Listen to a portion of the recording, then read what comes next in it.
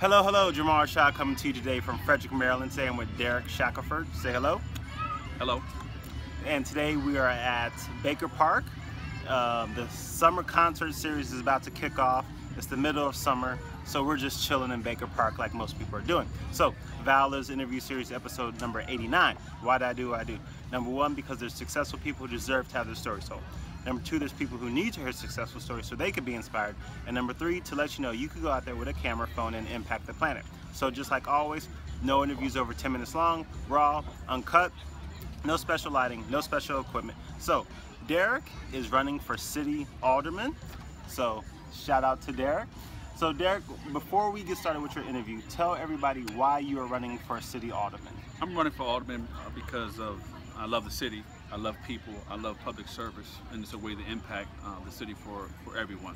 When we look around our city, we live in a great city, but at the same time it can be greater. And in order for the greatness to be achieved, we need to be inclusive of all people in terms of representation, hearing the voices of people, and I want to provide that leadership that brings our city into the next wave of a great future. Okay, perfect. So Derek has been did I say this ValorLives interview series 89? I think I did, but I'm not sure. So Derek has been in Frederick since 1994. He has been married for 11 years and he has 2 kids. So Derek, why do you do what you do? I do what I do because service is in my blood. I think in order for us to really make an impact, we really got to serve people. Relationships are very important to me because that's where the rubber meets the road. And I do what I do because it's a common also for me to give back. I've been fortunate enough to have some great mentors. People have helped me along the way, and so part of what I do is to give back to others. Doors have been open for me, and it's my duty to open the door a little bit wider, extend another log on the bridge so others can cross it, and so it's an obligation for me to be in service. All right, perfect. So what has been the proudest moment in your career thus far? The proudest moment of my career? That's the proudest moment of my career probably has been my educational degrees. Because of the hard work, and also in terms of being able to apply what I've learned. I don't think it's enough simply for you to get degrees, but also you have to apply those, and I think I've been able to match the practical with the practice, if you will, the practical with the education, the practical with the knowledge, the practical with the wisdom, and I'll be able to develop practice models around those educational achievements. All right. What has been the lowest moment of your career thus far? The lowest moment of my career, getting laid off. Right? Getting laid off. That's probably been the lowest moment, but it was just a little bump in the road. Right. Actually just propelled me to the next venture in life, and so Willie Jolly says a setback is nothing but a setup for a comeback. So I look at that, and anytime that you have roadblocks or obstacles, or there are opportunities for you to do a reassessment and realignment and to re-engage what your passion is. All right. And how long ago did you get laid off? Oh man, I got laid off back in 2001. Okay. 2001. So we would name the company, but we're not going to name the company. We wouldn't do that. A shame on you guys.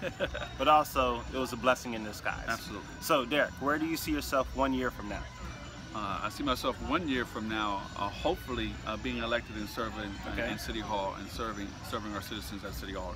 All right. So this interview comes out on September 11th. When is the first primary vote? Early voting starts August 25th to 26th, and the primary is September 12th.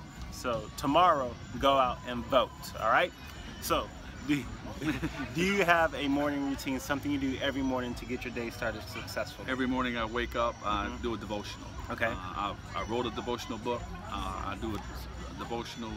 I do some meditation prayer, some quiet reflection time, and then I try to look at the day upon what goals that must be achieved, or what projects I'm currently working on, which I need to put a dent in and move towards that. So that's my morning routine. I'm just a grateful person. Every day I think that we wake up is an opportunity for us to live a life of vitality, a life of impact, a life of, also a life of love. So I'm real excited every morning I wake up because I don't have to wake up. Right. So I'm grateful every morning I wake up. Amen, brother. What book are you currently reading, or audio are you currently listening to? John Maxwell, Leadership. Okay. Anything by John Maxwell. Right. I think leaders are learners. Right. And in order for you to lead, you got to learn. So I do a lot of things by John Maxwell, Skip Pritchard. Okay. I don't know if you heard of Skip Pritchard. Leadership Insights. Okay. So I read myself. So those are currently the 3 books I read, and I also read Michelle Alexander, Michelle Alexander, her book about the new Jim Crow. So I'm reading that as well. All right. So the summer concert series is about to start. So hopefully we'll be able to get through this without too much noise. So anything you have that's a daily habit that if you don't do it, your day does not feel complete. For some people it's a smoothie or meditate or yoga or whatever. My day's not complete if I don't talk to my wife. Okay. So my day's not complete. So I think it's very important, whether she's traveling or I'm traveling, that we have some type of communication, and not just the day, but before 12 noon. Okay. So I think that's, if my day is not, then I'm concerned it doesn't go. I think life is about living in rhythm. Right. And I think those rhythmic patterns are very important to me. So speaking with her before 12 noon makes my day. So is there a reason why you say 12 noon, or is it just because that's the halfway point of the day? Or well, because generally she gets up before I do, so she may be off to work before I get up. And so generally the job she worked now doesn't allow her to have kind of any communication. So normally around 11:15 I know she's free. Okay. So at some point, at some time at that moment, we're gonna have some type of communication. all right, perfect. So and what's your wife's name? Charlotte. Charlotte. So Charlotte, we just let the world know that he has to communicate with you before 12 noon. So we're keeping him accountable. All right. So advice to your 25-year-old self. I know that was only 10 years ago, but absolutely close enough. I just celebrated a birthday yesterday also, by the way. That's right.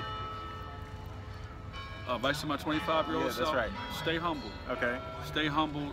Get people, mentors around you that can teach you, that you can learn from, that you can grow from, and stay in tune with what your goals are, and also be nice to everyone. Okay.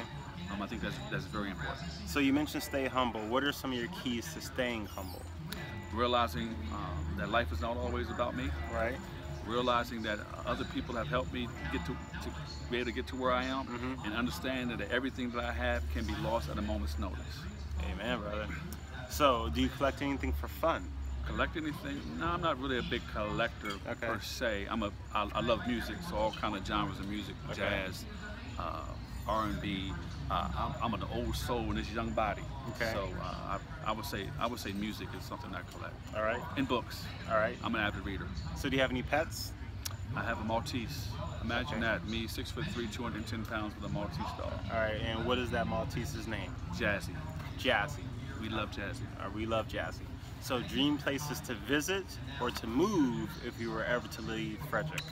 Dream place to visit. I probably visited everywhere. I would like to visit Australia. I've never been to Australia.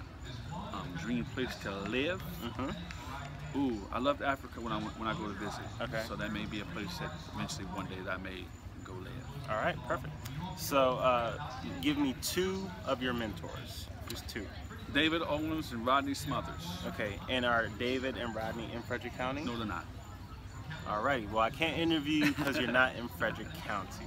All right. So, so tomorrow is the primaries. So where can people go out to vote? Well, it depends on the various locations within the city. There are various locations in the city that people can go vote. If you hit my website, DerrickForAlderman.com, we will have a map on there that shows you where you reside, and also where you'll be able to vote on September 12th. Perfect. Well, and how else, other than your website, how else can people get a hold of you? Obviously on Facebook. Facebook, Derrick for Alderman. Facebook, Facebook website or Facebook account, and also Derrick for Alderman. That's D-E-R-E-K, the number 4, Alderman 2017 at gmail.com. And I will provide all his links in the comment section. So go to the comment section, you'll get his links to his Facebook, to his website. Do you have Instagram? No, I don't have Instagram. All right. Well, the music's pumping, so we have to get out of here. Any last words you want to say? Derrick for Alderman. Vote Derrick for Alderman, September 12th. I need your vote. All right. Go out there, show some valor. I'm trying. I'll do it for him. No weapon formed against you shall prosper. Talk to you tomorrow. Bye. Peace.